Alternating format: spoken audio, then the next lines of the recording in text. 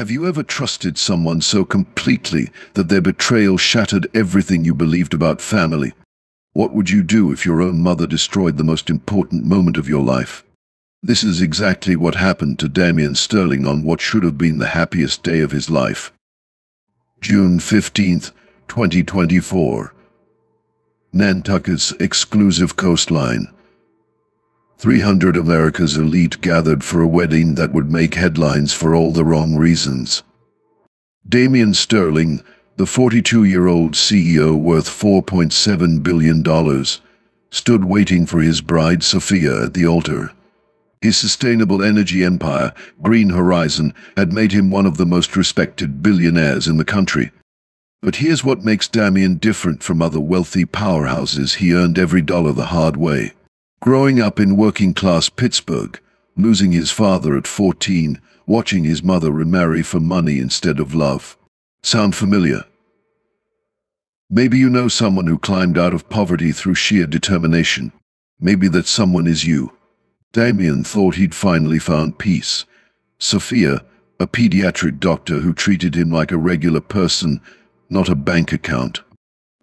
Their love story gave him hope that maybe, just maybe, he could trust again after his devastating first marriage ended in betrayal 5 years earlier. As Sophia glided down the aisle in her stunning white gown, Damien's heart swelled with joy. This was his second chance at happiness, his fresh start, his redemption. Then he saw her, Clara Bennett, his ex-wife, the woman who disappeared from his life after their bitter divorce, walking arm in arm with his own mother, Margaret. But Clara wasn't alone. 2 small children clung to her dress. A boy and a girl, maybe 3 years old. Their dark hair caught the ocean breeze. Their eyes, those unmistakable sterling green eyes, met Damien's across the crowd. The guests fell silent. Sophia stopped mid-step, and Margaret Sterling smiled with the cold satisfaction of a woman who had just detonated a bomb at her own son's wedding.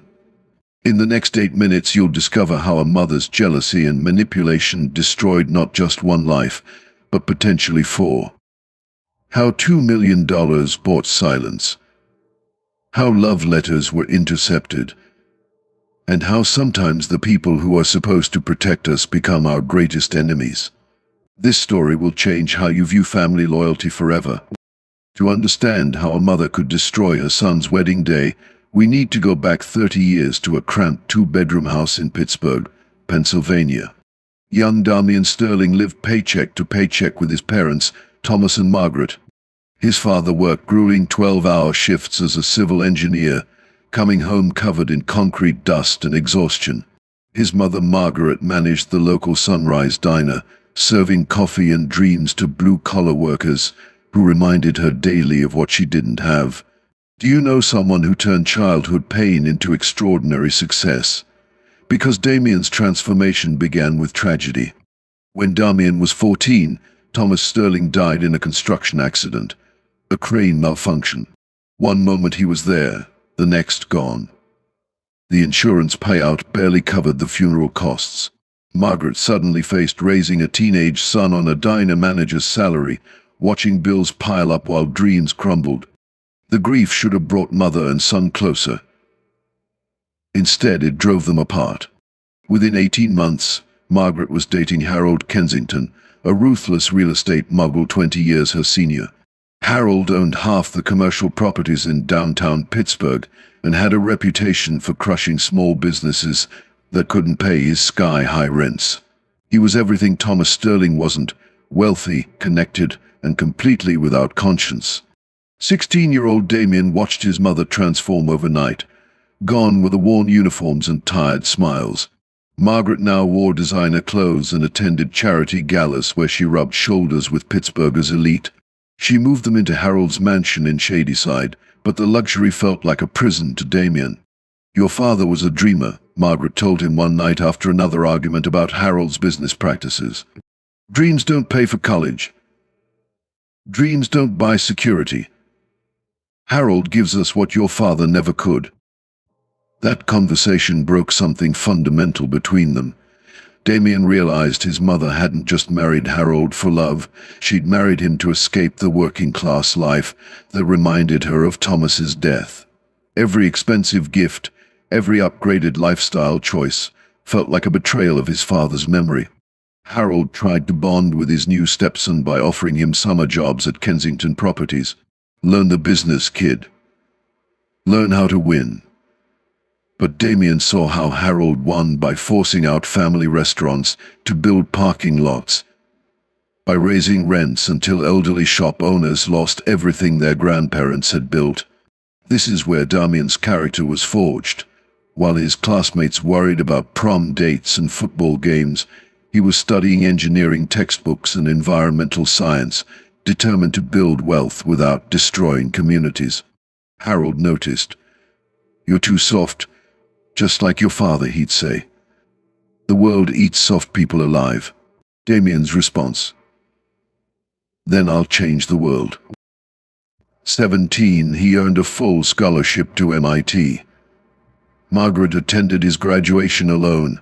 Harold was too busy closing a deal that would displace 200 families. As Damien walked across that stage, he made himself a promise. He would prove that success didn't require sacrificing your soul. His early years at MIT were brutal. While classmates partied, Damien worked 3 jobs and studied solar engineering. He saw the future in renewable energy, a way to build an empire that actually helped people instead of exploiting them. His roommates thought he was crazy. "Oil companies have all the money, Sterling. Why fight them?" "Because someone has to," Damien replied. By 25, he'd founded Green Horizon Energy with a revolutionary solar integrated roofing system. The technology wasn't just efficient, it was beautiful, affordable, and accessible to middle-class families. Everything Harold's business model wasn't. Margaret watched from a distance as her son's company grew. First a $1 million contract with the school district. Then $10 million from a hospital network. Then the breakthrough, a $2.3 billion federal contract to power 1.2 million homes across Nevada.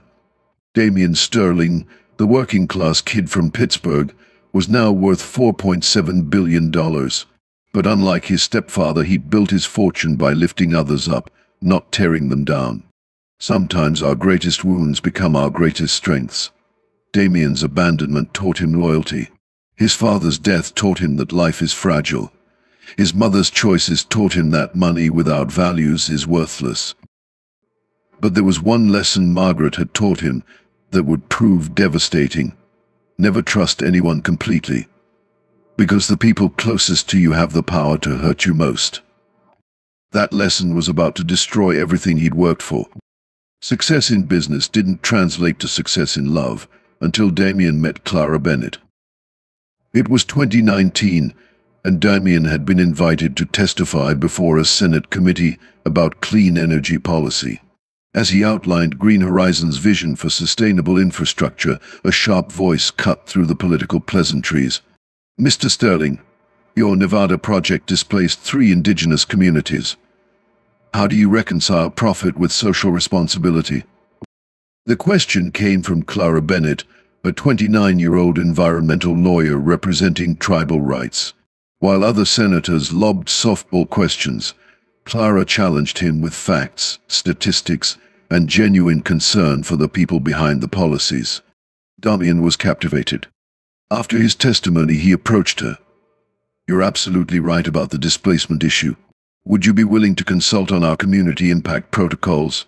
Clara raised an eyebrow. "Is this how billionaires usually get dates? Offering consulting contracts. Is it working?"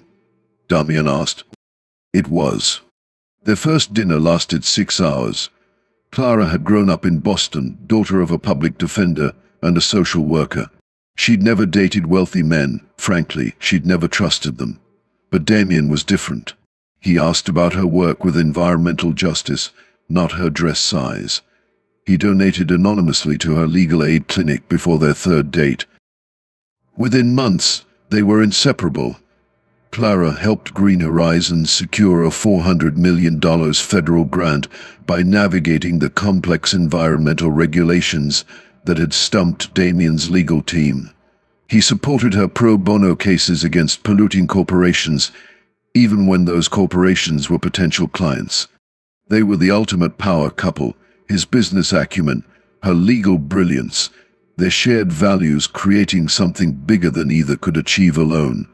Margaret watched this partnership with growing alarm. "She's using you," she warned Damien during a tense family dinner. "Environmental lawyers hate successful businessmen. She's gathering intelligence." "Clara's not like that," Damien replied. "She genuinely cares about making a difference."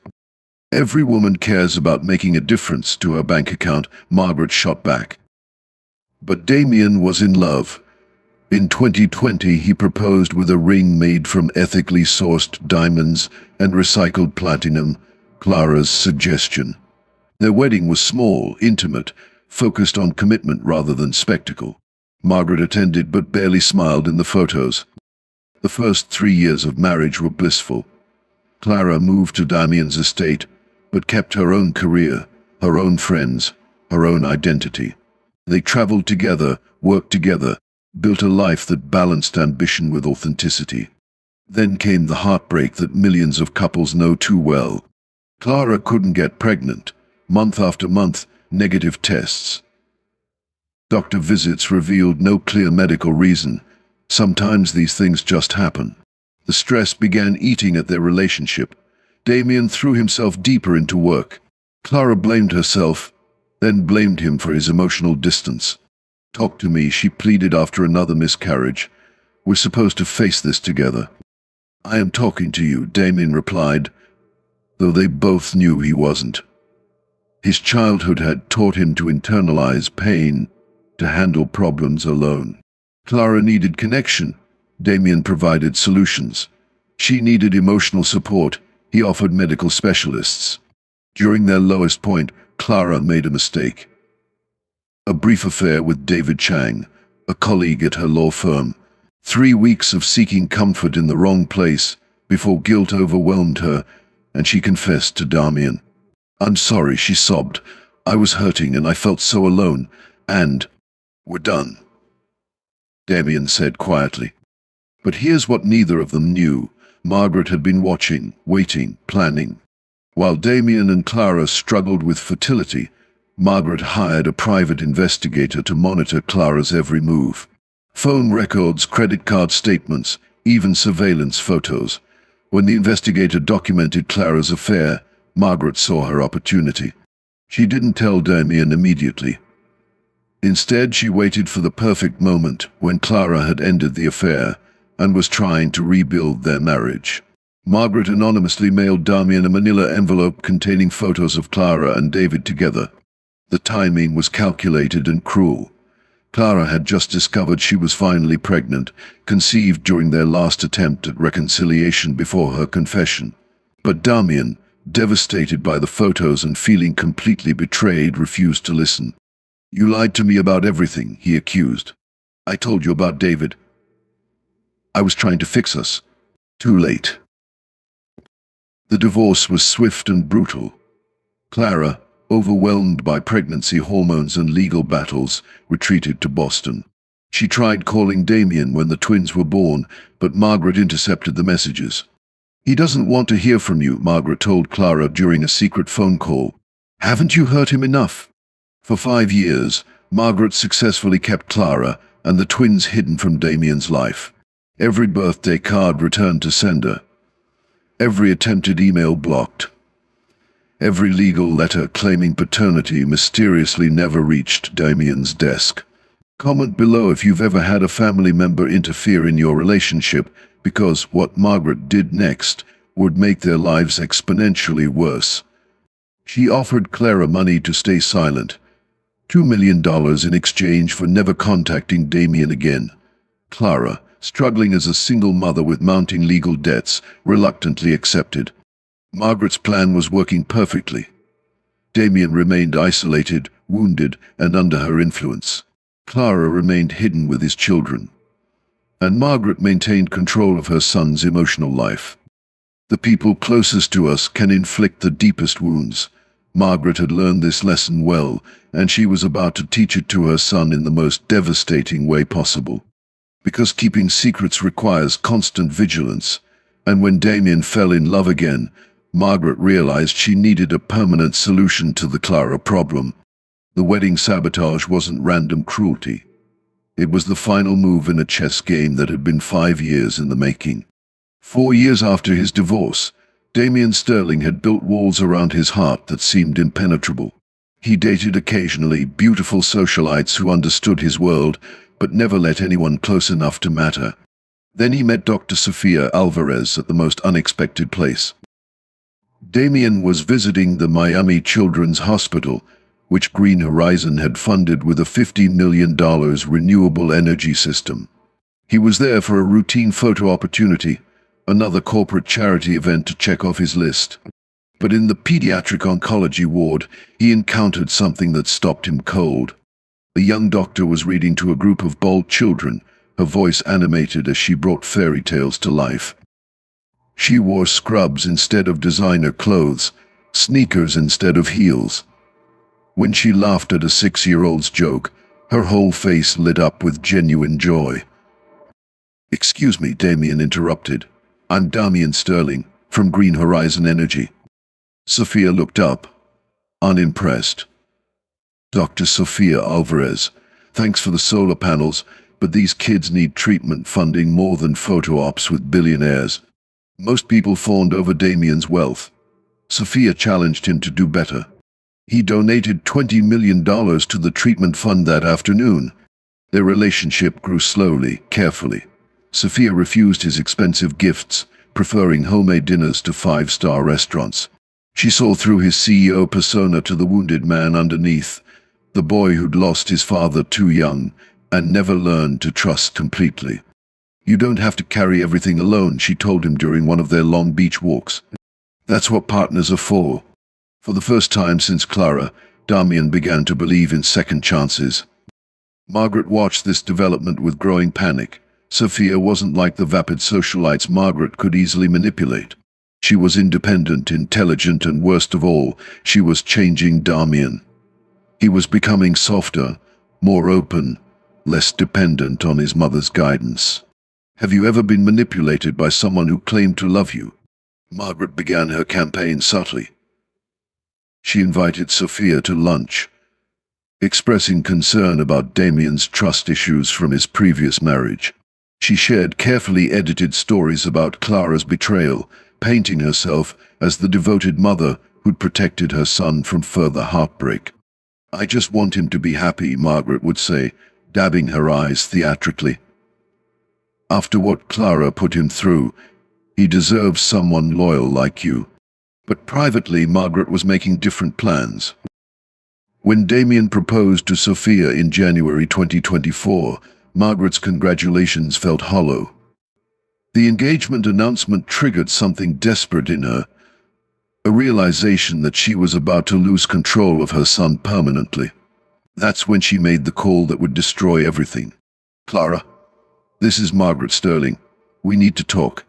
Clara Bennett had spent 5 years rebuilding her life in Boston. The twins, Lily and Lucas, were thriving 3-year-olds who asked endless questions about their absent father. Clara had crafted careful stories. Daddy was busy with important work. Daddy lived far away. Daddy still loved them, even though they couldn't see him. The truth was more complicated. Clara's law practice was struggling. Single motherhood was exhausting and expensive. The $2 million from Margaret had seemed like salvation, but it came with conditions that haunted her daily. "I saw the engagement announcement," Margaret said during their secret phone call. "Beautiful girl. Sofia, isn't it? What do you want, Margaret, to make things right? Damien deserves to know about his children before he starts a new family." Clara's heart raced. "You said if I ever contacted him." "Things change, dear. I think it's time for honesty, don't you?" But Margaret's version of honesty was carefully crafted manipulation. She convinced Clara that surprising Damien at his wedding would be romantic, a chance for the family to reunite dramatically. She paid for Clara's travel, arranged her accommodations, even helped pick out outfits for the twins. "He'll be shocked at first," Margaret assured her. "But when he sees those beautiful children, he'll realize what really matters." Clara, desperate to give her children their father and trusting Margaret's maternal instincts, agreed to the plan. Meanwhile, Damien and Sophia planned their dream wedding. 300 guests, oceanfront ceremony, every detail perfect. Damien had never been happier. He was finally ready to trust again, to build a family with someone who loved him for who he truly was. Sophia noticed Margaret's increased involvement in the wedding planning, constant suggestions about guest lists, seating arrangements, timing. But she interpreted it as motherly excitement, not strategic positioning. "Your mom really wants this to be perfect," Sophia told Damien the night before the wedding. "She's been planning this longer than we have," Damien replied, not realizing how literal that statement was. Margaret's trap was set. Clara and the twins were in town, believing they were part of a joyful reunion. Damien and Sophia were hours away from what they thought would be their happily ever after. Only Margaret knew that tomorrow would be the day she destroyed her son's life to save her own position in it. June 15th, 2024. The Sterling estate on Nantucket glowed like something from a fairy tale. White silk draping fluttered in the ocean breeze. 300 guests filled ivory chairs, arranged in perfect rows across the manicured lawn. The altar, adorned with cascading white roses and baby's breath, framed the endless Atlantic horizon. Violinists played Pachelbel's canon as waves crashed rhythmically against the cliffs below. Damien Sterling stood at the altar in his custom-tailored tuxedo, hands clasped behind his back, watching the procession begin. His best man whispered nervous jokes, but Damien barely heard them. His attention was fixed on the mansion's French doors, waiting for his bride. The bridesmaids glided down the petal-strewn aisle in flowing champagne gowns. Margaret Sterling sat in the front row, dabbing her eyes with a lace handkerchief, the picture of maternal pride. She wore navy blue Chanel and a smile that seemed almost too perfect. Then the music swelled. The crowd rose as one. Sophia appeared in the doorway, breathtaking in her custom Vera Wang gown. The dress flowed behind her like liquid silk, its intricate beadwork catching the late afternoon sun. Her dark hair was swept into an elegant updo, secured with her grandmother's pearl comb, something old, something borrowed, something that connected her to generations of love. Damien's breath caught. After everything he'd endured, the childhood trauma, the failed marriage, the years of isolation, happiness finally felt within reach. Sophia began her walk down the aisle, her father's arm steady beneath hers. Guests murmured appreciatively. Chimeras flashed discreetly. The moment was perfect, magical, everything they'd dreamed of. Halfway to the altar, Sophia's steps faltered. A commotion near the mansion caught everyone's attention. Margaret had risen from her seat and was walking toward the main house, her movements deliberate and theatrical.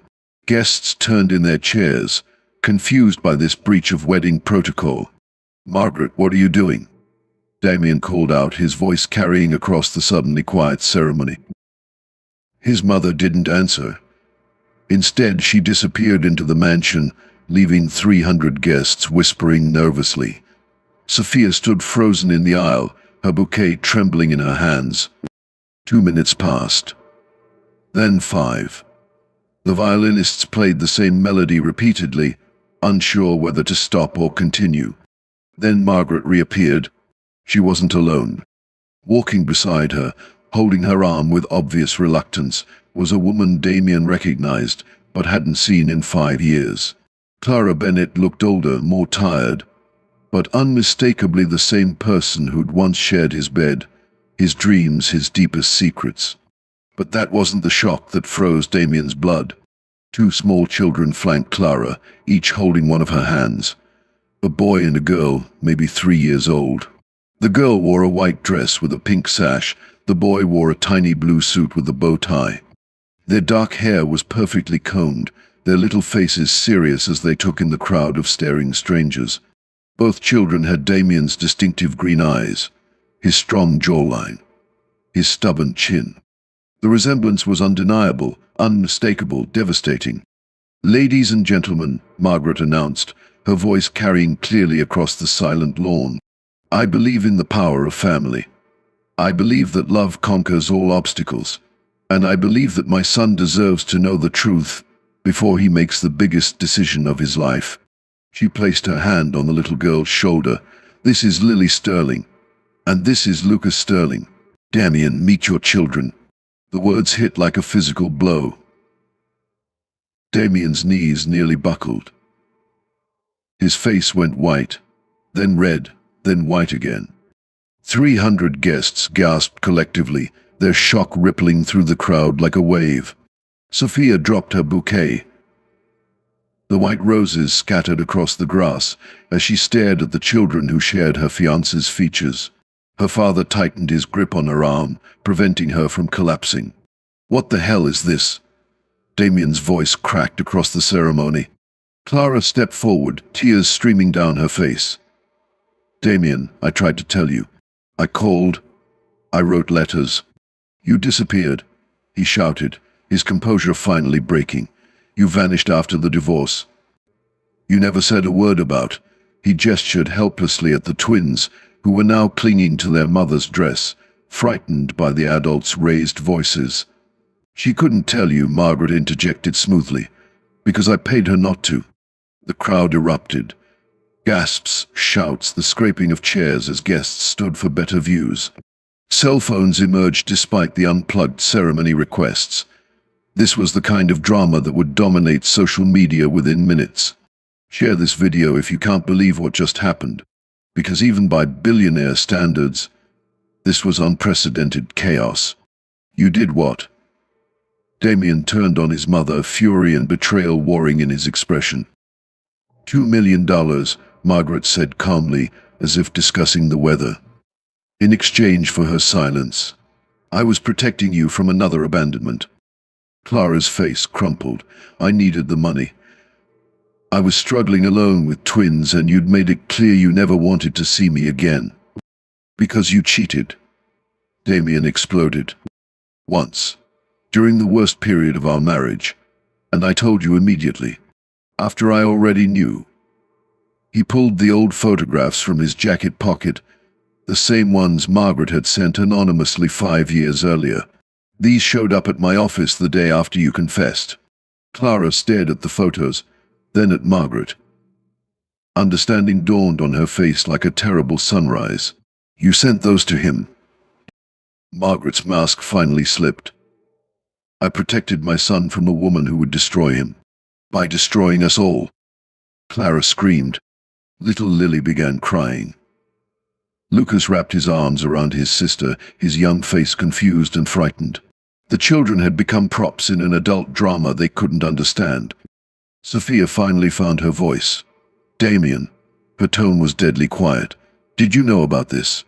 "I swear to you I had no idea." His eyes pleaded with her to believe him. "Sophia, please." But she was already walking away, her wedding dress trailing behind her like a white flag of surrender. Her father followed, shooting Damien a look of pure contempt. The ceremony dissolved into chaos. Guests fled toward their cars, phones already buzzing with calls to gossip columnists. Wedding planners scrambled to salvage what they could. The photographers, initially instructed to capture romantic moments, now documented the complete implosion of a billionaire's carefully constructed life. DNA tests 3 days later would confirm what everyone already knew. Lily and Lucas Sterling were indeed Damien's biological children, conceived during his final reconciliation attempt with Clara before their divorce. Margaret's manipulation ran deeper than anyone imagined. She had intercepted 17 letters from Clara, blocked 43 phone calls, returned dozens of birthday cards and Christmas gifts meant for Damien.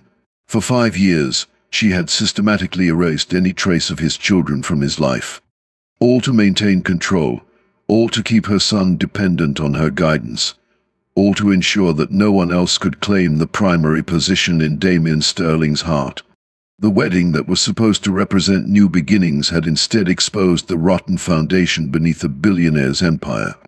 And the woman responsible sat in the front row, watching her son's world collapse, still convinced she had done the right thing. Sometimes the people who claim to love us most are the ones who hurt us deepest. The wedding guests had barely cleared the estate when Sophia's ultimatum arrived via text message. Choose them or choose me. You can't have both. Damien stared at his phone, still wearing his tuxedo, surrounded by scattered rose petals and overturned chairs. The woman he'd planned to marry couldn't even face him directly anymore. He called her 17 times. Each call went straight to voicemail. Sophia, please. I didn't know about the children. You have to believe me. We can work through this together. But Sofia Alvarez was done. A woman who spent her days fighting for children's lives couldn't understand how a father could be kept from his own kids for 5 years regardless of the manipulation involved. In her mind, Damien should have tried harder, looked deeper, fought more fiercely for the truth. The relationship was over before the wedding cake could be thrown away. Meanwhile, Clara found herself trapped in a nightmare she'd never anticipated. Margaret's romantic reunion had become a legal battlefield that made front-page news across the country. Billionaire's secret twins exposed at wedding screamed the New York Post. CEO's mother destroys son's marriage, declared the Wall Street Journal. TMZ ran footage of the wedding chaos on repeat, turning Lily and Lucas into unwilling celebrities before their 4th birthday. Damien hired the best family lawyers money could buy and sued for full custody. His argument was straightforward. Clara had accepted payment to hide his children from him, violating his parental rights for financial gain. Clara's counter-lawsuit painted a different picture. She alleged that Damien was an emotionally distant father figure who had abandoned his first wife during fertility struggles and showed no capacity for the daily challenges of parenting young children. He was never home during our marriage, Clara testified during a closed hearing. His response to every emotional crisis was to throw money at the problem or disappear into his work. Why would fatherhood be different? The court documents revealed the staggering scope of Margaret's manipulation. Phone records showed blocked calls. Email logs demonstrated intercepted messages. Bank statements confirmed the $2 million payment structure, monthly installments designed to ensure Clara's continued silence. Most damning was a recorded conversation between Margaret and her private investigator discussing long-term strategies for maintaining family stability. The recording made clear that Margaret viewed Clara's children as threats to her influence over Damien's fortune and legacy. Mrs. Sterling treated those kids like obstacles to be managed, not grandchildren to be loved, Clara's attorney argued. The media circus devastated everyone involved. Lily and Lucas couldn't attend preschool without photographers lurking outside. Clara hired security guards for grocery store trips. Damien's business meetings were interrupted by reporters shouting questions about his secret family. Green Horizon Energy's stock price dropped 12% as investors questioned the CEO's judgment and character. Board members privately discussed whether a man who could be so thoroughly deceived by his own mother possessed the awareness necessary to run a multi-billion-dollar corporation. The legal battle raged for 8 months before reaching a private settlement. Damien received shared custody, weekends, and alternating holidays, but Clara retained primary residence. The financial terms remained sealed, though sources suggested Damien established trust funds worth $50 million for each child. More important than money was the emotional cost. Lily and Lucas, caught between warring parents and invasive media coverage, began showing signs of anxiety. Lucas developed a stutter. Lily had nightmares about the scary cameras. The children who should have been Damien's greatest joy had become symbols of his deepest failures.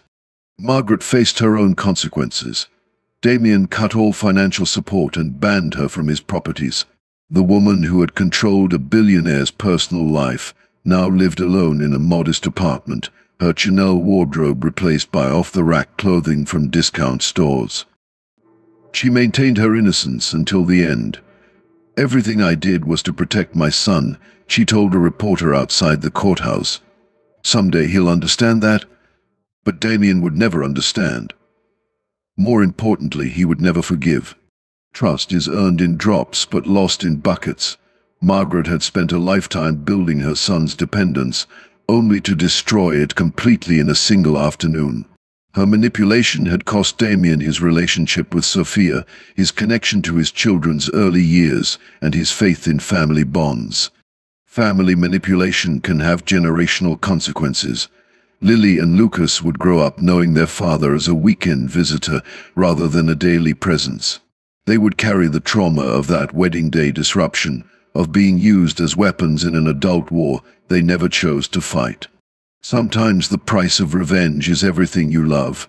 Margaret had won her battle against Clara but lost the war for her son's heart. In trying to maintain control, she had guaranteed her own exile. 2 years later, Damien remained single, focused entirely on building relationships with his children and rebuilding his company's reputation. He never remarried. He never spoke to his mother again. The wedding that was supposed to unite a family had instead fractured everyone involved, proving that some betrayals cut so deep they can never fully heal. The Sterling family tragedy isn't just a cautionary tale. It reflects real patterns we see repeatedly in wealthy families across America. From the Getty family's custody battles to the Murdoch inheritance disputes, money amplifies family dysfunction rather than solving it.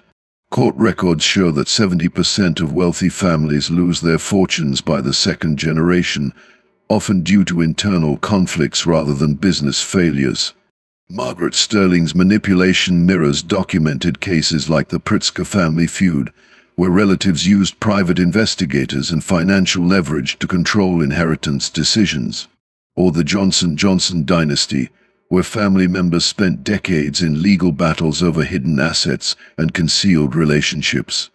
These stories teach us universal truths that transcend wealth levels. First, controlling people through secrecy always backfires. Margaret's 5-year deception didn't protect her relationship with Damien, it guaranteed its destruction. Second, children become casualties when adults use them as weapons. Lily and Lucas will spend years in therapy working through trauma that wasn't their fault but became their burden. Third, the desire to protect someone often masks the desire to control them. Margaret convinced herself she was saving Damien from heartbreak, while actually ensuring he experienced the deepest betrayal possible. Fourth, trust, once broken, leaves permanent scars. Even if Damien eventually forgives Clara for accepting the money, their co-parenting relationship will forever carry the weight of those lost years. But there's hope in this story too. Damien rebuilt his relationship with his children. Clara found the strength to refuse future manipulation. Even families shattered by deception can heal, slowly, painfully, but genuinely. The most powerful lesson: family isn't defined by DNA or money, it's defined by consistency, honesty, and unconditional support. Margaret was Damien's biological mother, but not his true family. Sophia could have been his chosen family if trust hadn't been poisoned. Subscribe if you want more extraordinary stories that teach powerful life lessons, because the wealthy and powerful face the same human struggles we all do, just with higher stakes and bigger consequences. Coming up next week, the tech billionaire who discovered his wife was actually his half-sister, a story about family secrets, DNA testing, and the shocking discovery that destroyed Silicon Valley's most celebrated marriage. Remember, in a world where money can buy almost anything, it still can't purchase the one thing that matters most: authentic human connection built on truth. Sometimes the most expensive lessons come from the people we trust most.